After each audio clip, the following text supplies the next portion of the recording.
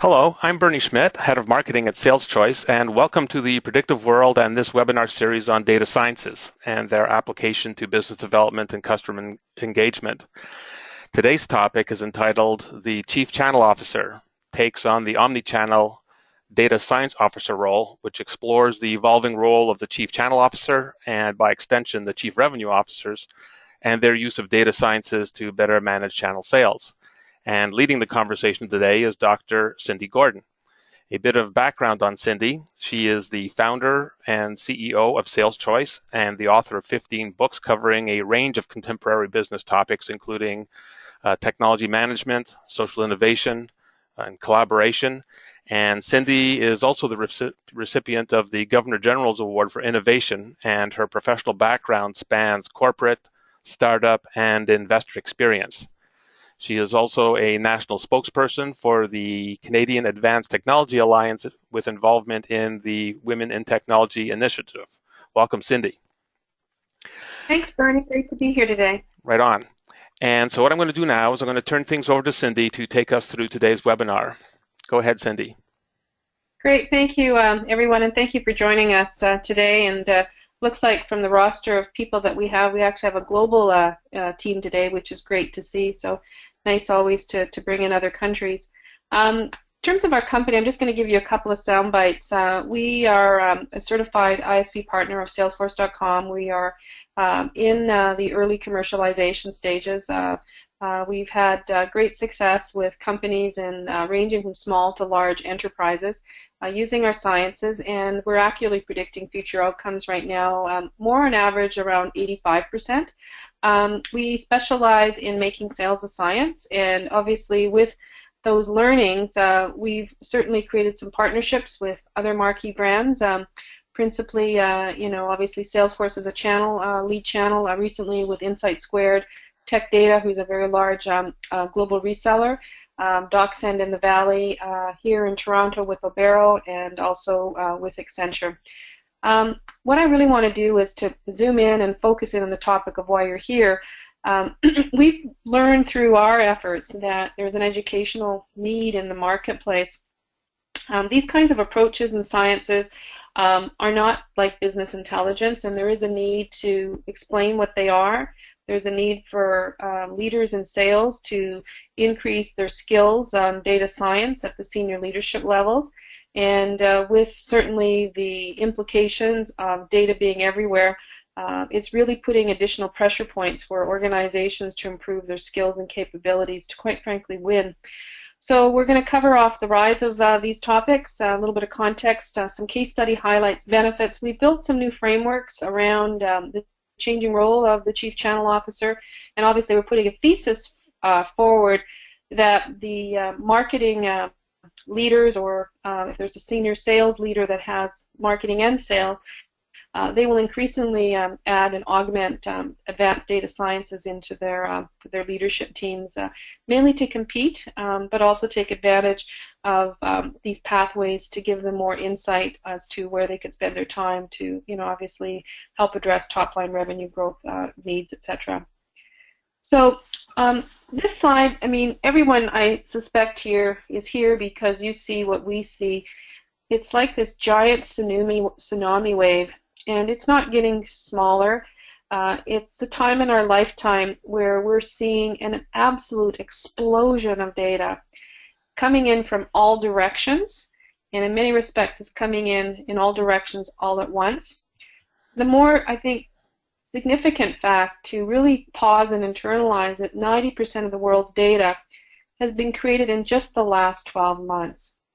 So the sheer volume and magnitude, year over year is accelerating, but the other important factor is the relevancy of a lot of that data, because knowledge is obsolete in many respects in less than 6 months currently. So when you step back and you look at some of those dynamics, and you start to look at the sheer volume, and then also internalize the world's only started to analyze only, less than probably 1% of what's really out there.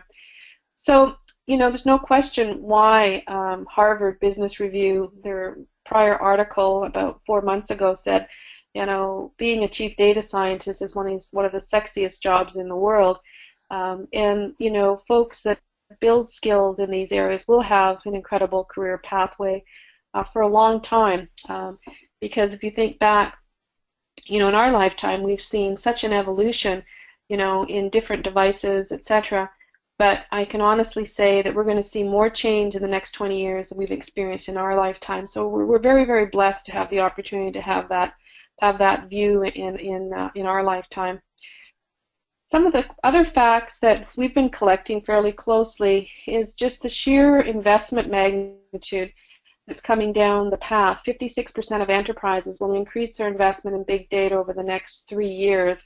Before coming on this call, I just got off a call with some of the senior leaders at IDCs. And one of the questions that everybody's asking is, what are some of the benefits in using analytics, in particular predictive? So we thought, Bernie and I, we would just give you a few sound bites, and then Bernie is going to interview me on a few key questions. So let's go through some of the basics of analytics definitions. First, and like, who cares? It's always a question I always ask, and in most conversations in life, like, why are we talking about this? What's the value? What's the point? But top performing organizations that use analytics, they're 5 times more often higher performing than lower performers not using analytics. So there's a real call to action here on increasing performance. The fundamentals that are really, they're not that complicated to understand, but you'd be surprised if you asked senior executives to explain what are the 4 different constructs on types of analytics, and do they have a scorecard of where they're at in their organization. The majority of investments are on the historical side or descriptive side of what happened. The business intelligence solutions are very, very focused on those offerings. So basically doing sense making with good visualizations, good graphics, people mining and poring over data, doing that sense making, but in many respects they're all still looking in the rear view mirror. The relevancy point that I mentioned, with the sheer volume of data and knowledge, we're spending way too much time looking at the past rather than really focusing in on the future. Now, the difference is that these new forms of sciences, they leverage what's in the past, but their focus on value creation is on what will happen, declaring the odds of something that will happen, surfacing patterns on reasons for win and loss indicators, with statistical relevance that you can, with some degree of accuracy, and I say some because, again, a lot of these are predicated on the quality of the data set, you can, with some assurance, with good science, essentially listen to what the science is saying. We like to say at Sales Choice we're in the business of creating the sales GPS of the future. We've learned in our clients that follow the science on the recommendations. They're changing their conversion rates, hold on to this one, from 50% conversion rates to close to 90% levels. In one case, another case was 85%. So that's all because of all the opportunities that you could do. If you think about it, you've got this uber scientific brain with sufficient volume and history, and also machine learning techniques picking up not only just factors inside the CRM, but also signals outside the CRM, coming from thousands and thousands of databases, social media feeds, etc., and providing that insight as to where I could go that could alter my future. There's a recent piece of research that TWI recently did, which talks about the top 3 reasons why companies want to use predictive analytics. And obviously we've been talking about predicting future outcomes or trends. Obviously another one, which is to understand the customers and to improve business performance. We've had this long-term issue where 30 to 60% of sales professionals in the middle tier are not meeting their plans, and we rely a great deal on the upper performers to exceed their plans to make up for the middle tier, and then we move out the bottom, third or 10 to 15% of our sales workforces. And that reality's been there for quite some time in the business world, and in the meantime we've invested literally billions of dollars worldwide into putting infrastructure in to try and track our sales opportunities and to obviously mitigate risks on sales forecasts and give us insights on what's top of mind with customers. Well, the interesting thing with some of these sciences is that they're also picking up external market signals. We've recently integrated over 8,000 different database sources into our science, where you can see in real time what is top of mind or what's surging on customers' thoughts. So it can actually alter what you're selling. So you're starting to find ways of mining the real patterning recognition of what the conversations are. But what's different is that we're connecting the dots into the actual business processes. So if the salesperson is in an account or mining, they can have that insight, can be surfaced up immediately to them with valid statistical pattern recognition. McKinsey's got some of the most vocal research that I've certainly seen in the last few years, where they're saying, wake up CEOs. If you're not investing now these kinds of approaches to improve your top-line revenue, you will in fact become fossils. They're being quite clear about their positioning.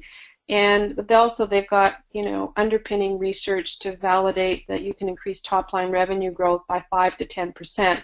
So the competitive edge here is significant. Over 70% of Fortune 500 companies have some form of research underway trying to determine how do they best approach these kinds of sciences, and will they be taking a one-size-fits-all, where maybe an IBM is trying to be the mothership for all of the data into one big melting pot. The reality is that you always have to step back, and this is sort of a caution to all of you on the line, is make sure you know what problem you're solving, and you don't have to, quite frankly, blow your brains out on budget. Be very, very focused, and learn and iterate and be agile would certainly be our recommendation. This is some recent research from Gartner Group, where 70% of high-performing businesses will use predictive analytics by 2016. So again, lots of budget possibilities, lots of emergent trials will be underway, but also they're going on record now indicating that profitability will increase, using these sciences. So I think McKinsey's a little bit more aggressive. They're saying 8 to 10% compound annual growth rate. You're having organizations like Gartner being a little bit more conservative, which I find is kind of interesting, where the strategists are a little bit more bullish, which isn't usually always the case. This is just a point from IBM on predictive analytics enable sales teams to increase their sales performance by over 50%. So needless to say, lots and lots of interest in these emerging approaches. And Aberdeen just released some research about, probably no more than 30, 45 days ago. But this little fact caught my interest. Was 20 to 30% of companies that are deploying advanced sales have a shorter average sales cycle accruing to those. So the actual duration of the sales cycles are getting shorter and more precise. And if your confidence level is that because you are focusing on the best opportunities with the best signals from a number of dimensions, maybe it's not that much of a surprise that we're going to collapse and shorten our duration of our cycles. We're getting more into the precision game, I think, in terms of the beat of business these days. And time is always been our scarcest resource. And I think we've all experienced how attention spans have decreased. Matter of fact, our attention spans as humans has gone down by 50% in the last 10 years. A lot of people aren't aware of that little factoid. But the precision that these predictive analytics can bring to an organization are very, very, I think, insightful. And as people continue to start to learn and trust these sciences and the quality of their observations, we'll be very much guided as a human race in real time by machine learning, additional, devices and technologies integrated into our day-to-day lives.